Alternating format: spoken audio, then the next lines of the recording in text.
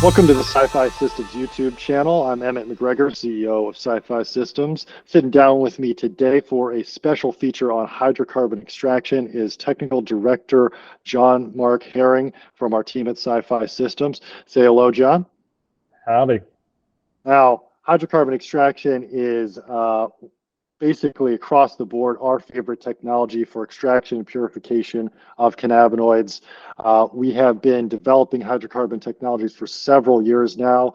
Very excited to have released some brand new hydrocarbon extraction systems and are coming out with new additional hydrocarbon processing technologies shortly. We're going to take a look at why the industry has adopted hydrocarbon extraction, what are the advantages of using hydrocarbons for extraction and other forms of processing, midstream processing, and also what is its current place in the industry at large. We're seeing a lot of shifting trends out there among the extracts and concentrates product categories, but hydrocarbon remains one of the preeminent means of producing high quality extracts. So to dive right into it, I think we should talk a little bit about, how we got to the state we're in today with hydrocarbon extracts, and especially as it has to do with dabbable products.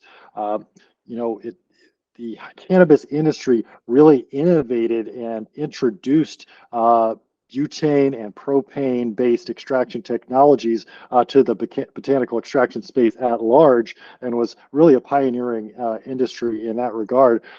John, why do you think that is? I think it's because light hydrocarbon extraction offers some benefits over, what would be a traditional alkane solvent for botanical extraction, mainly like hexane, heptane.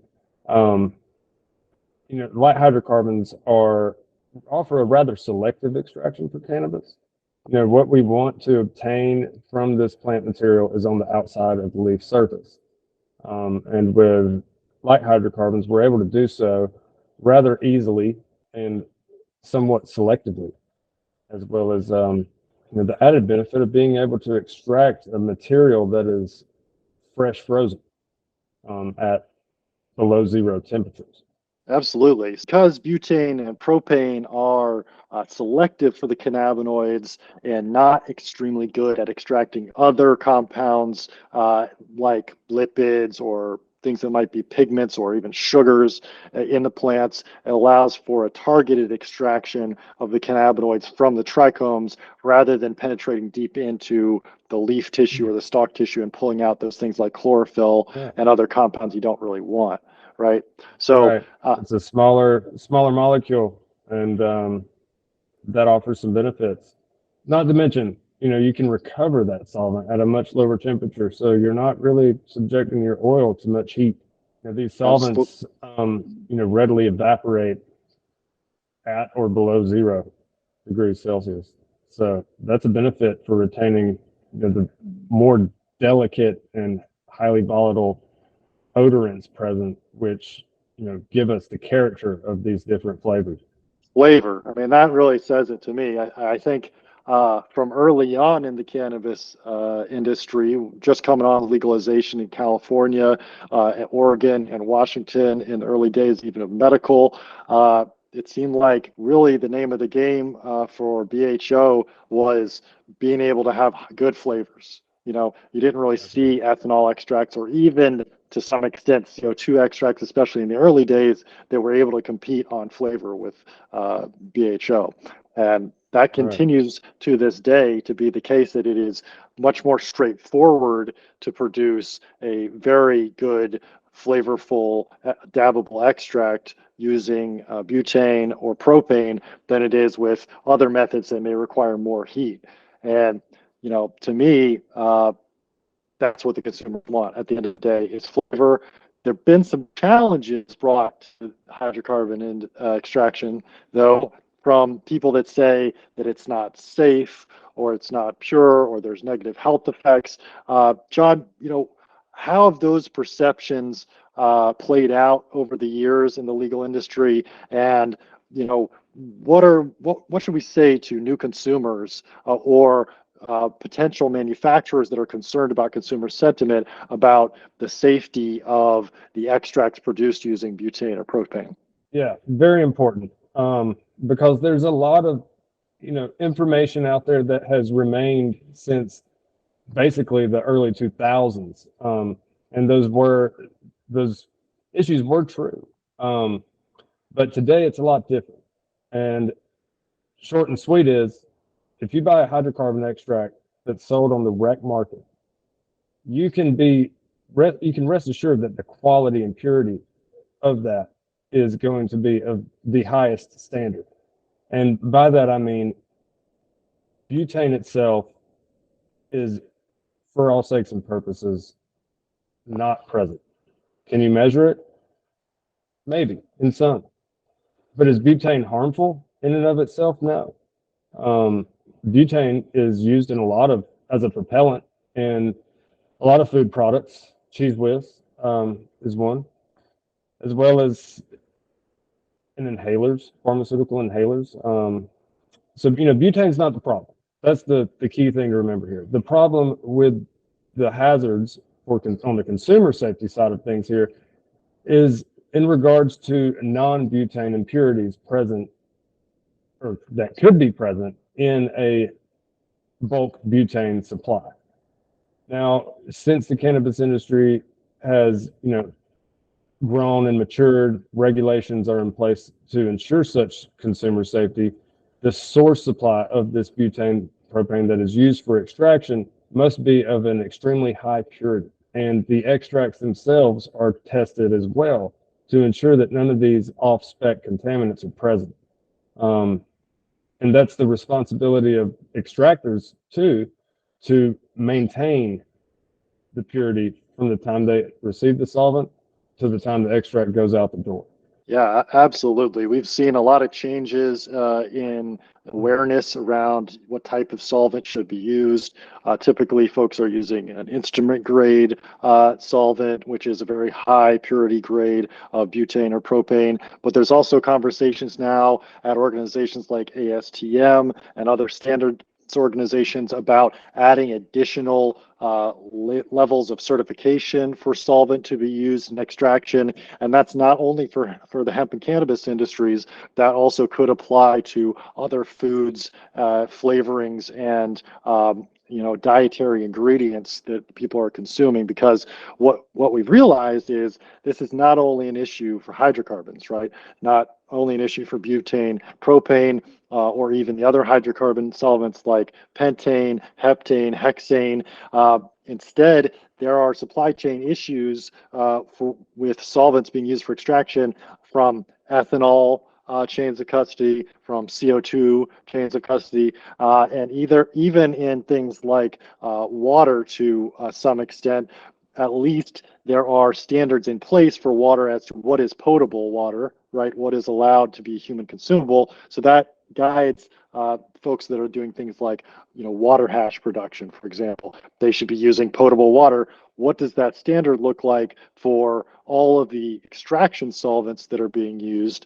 And can we improve from where we are now, where there's already a high level of purity in the bulk manufacturing of the solvent, but we can even further improve the supply chain to make sure that there are not any contaminants introduced when it comes to the trucking or transfer of those solvents. So this is a conversation across the industry, not only affecting butane and propane, but also affecting all of the solvent-based extraction systems.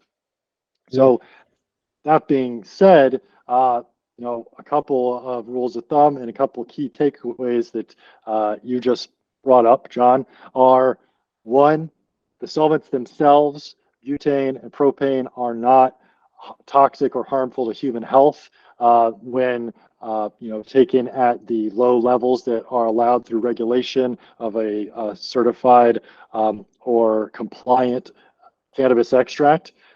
They are used in other products for food consumption and even for inhalers and pharmaceuticals. So they are considered to be safe by the FDA for certain specified human consumption applications.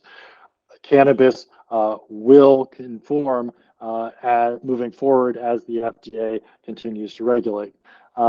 So that's one key takeaway. The other thing that extractors and businesses need to keep in mind is your chain of custody and your management of your solvent supply chain in your factory facility to maintain its purity is crucial, not only for the safety of your customer and consumer, but also to prevent failing any of those compliance tests for trace contaminants that could be introduced after you receive that solvent or as you're receiving that solvent. So key takeaways, this can be done right. It is being done right by the industry, and it has been recognized by state after state, and even now country after country, that these are in fact safe and effective methods of extraction, producing cannabis oils and extracts. So let's move on then from where we are with solvent and talk a little bit about the product itself. I know when I go to have a dab or a vape product, I prefer to look for products that are the highest quality and provide the most flavor. So I typically look for a live resin product, either a dabbable live resin or a vape cartridge that uses live resin as at least a component for the flavoring side of that product. But what are the trends right now in form factor, and why are we seeing those trends in the form factor for hydrocarbon extracts? You know, I know there's new things coming up all the time. John, what are your preferences, and why do you think those are popular products right now? The market for flavor is growing. I mean, it's all connoisseurs have always, been concerned about flavor, exploring the wide diversity of flavors this plant has to offer. But the broader market is, getting hip to all that cannabis can do in terms of flavors, which is super cool, by the way. From fruits to skunks to the whole palette range and mixing thereof. It's amazing. In terms of form factors, I mean, vape carts are still very popular. I mean, my preference is a nice batter, but it's just easy to use. It's been neat to see how form factors have changed over the years. Years ago, if it don't shatter, it don't matter was the phrase. And now, shatter is pretty much relegated to the lower shelf product tier.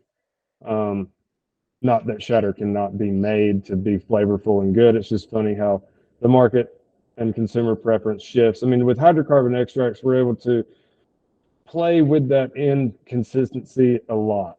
And there is I mean, a whole handful of different consistencies of hash oil, which one can produce and consume that are made from hydrocarbon, many of which are so far only able to be made with hydrocarbon. And I think there's a fad part of it, sauce and diamonds, they look cool, they have a nice shelf appeal. There's also the usability aspect, which is why I prefer a nice batter. It's close to homogeneous, and it's easy to use and dab and dose. The market is constantly shifting. Next year, we could have a whole new type of consistency on the market to play with, and that's what's exciting. And what are the key techniques or technologies that are enabling the creation of these new form factors like batter that have just come on the scene over the last couple of years? What's enabled these new trends? I guess I'll start with shatter, pull and snap. For the most part, that is and should be a stable, homogeneous extract. It's actually a little more difficult and time consuming to produce than a batter, or even sauce and diamonds for that matter, right? A batter and sauce and it's not homogeneous. That is and it's not necessarily stable. Batters can sweat, which is seen now, and it's cool, as a desirable quality, meaning it's so rich in terpenes that it forms a wet layer on top of the bulk batter there. And it's just neat to see how that trends change in that regard. what techniques and technologies? I mean, yeah, people playing with it, people playing with hash oil. A lot of this stuff has been discovered by accident. Um, some of these consistencies popular now were certainly considered not desirable years ago. I think one overall trend is processors have really refined the process of hydrocarbon extraction to the point that these extracts are contain, a higher level of terpenes than most people were able to obtain years ago, as well as less fats and lipids as people were obtaining years ago. And that is neat to see. Absolutely. And, as far as that increase in terpenes, which are, of course, the most flavorful, the most pungent compounds, although maybe not the most impactful, with certain, skunky sulfurous compounds now being discovered that are definitely impactful on the flavor. Fruities too. Yeah. Uh, what i- what has driven this increase in terpenes that are found in hydrocarbon extracts? And is there something special about the hydrocarbon extraction process that's enabling the boosting of those terpene levels in the final product? The fact that it's cold, people can extract fresh frozen material, and always got to give credit to the growers and breeders out there because without quality input material, we can't produce quality output material. It's important to me as a hydrocarbon extractor to honor the plant and the grower breeder that provided it, and that's why I like doing fresh frozen because I believe that it preserves, that plant in its most native form. Yeah, I mean, you obtain a lot more terpenes in fresh frozen than you do cured material, just due to the drying curing process. These odorants evaporate. Not all of them, but some of them. They also change in the drying and curing process. And I look forward to seeing that in the future too, where we may, the market may desire certain flavors as dried and cured products over fresh frozen. Um, but in general, hydrocarbon extraction allows you to extract fresh, wet, frozen plant material at sub-zero temperatures. Evaporate that solvent at such a low temperature as well that these, very volatile components of the flavor are not lost. Right, terpene extraction, but then also terpene retention when you go to finish the solvent recovery process. I mean, that seems to be critical. And I know that it seems like a lot of these heavily terpene oriented extract products have been driven by a willingness of the processors to play with instability in the extracts. I mean, in the era where shatter was really dominant, if you saw unstable extracts that were separating or starting to crystallize out, form Mm-hmm. sugars, things like that, that was viewed initially as a negative, something that was like a failed attempt to get shatter, but eventually realizing that, oh, the reason that this is unstable is because there's more of what you want, more of those flavoring compounds in it. It's driven a lot of those extractors to play with techniques that enhance that separation and then potentially constitute or reconstitute that consistency as that separation is taking place. So the batter really seems to be that nice middle ground where you see some instability, you're getting a lot of terpenes, but then you're recombining that on the sort of on the fly or in the process to get a homogeneous semi-fluid texture. Uh, so it's been nice to see those trends, and it really comes down to the techniques of the operators of the extractors themselves making the products. So that is one place where in hydrocarbon extraction in particular, there still is a lot of the art of manufacturing these products, these technical know-how, hands-on know-how that goes with being an experienced operator, learning how to manufacture those high-end form factors consistently and with all types of different, feed material. So for new operations, one, know that one single extraction system isn't going to just produce one type of product. It's that base extraction technology that will enable you to get to multiple and numerous different end form factors, be it shatter, sugar, wax, pulled snap, batter, diamonds and sauce, all of these could be produced with any hydrocarbon extractor, as long as it's run with the SOPs, with the techniques, the temperature ranges, the times of solvent recovery, and especially the finishing stages, the final final solvent recovery, solvent stripping stage, with an operator that has been trained to make those specific form factors. So it reminds me a lot of candy making at this point. We've really gotten to the point where, you got sugar, sure, but can you make a taffy? Can you make a hard candy? Can you make a candy floss? Can you make a wet and hard components to the same candy in the same wrapper? It's really getting down to those detailed art of presentation techniques that the candy industry has been doing for hundreds of years. Exactly.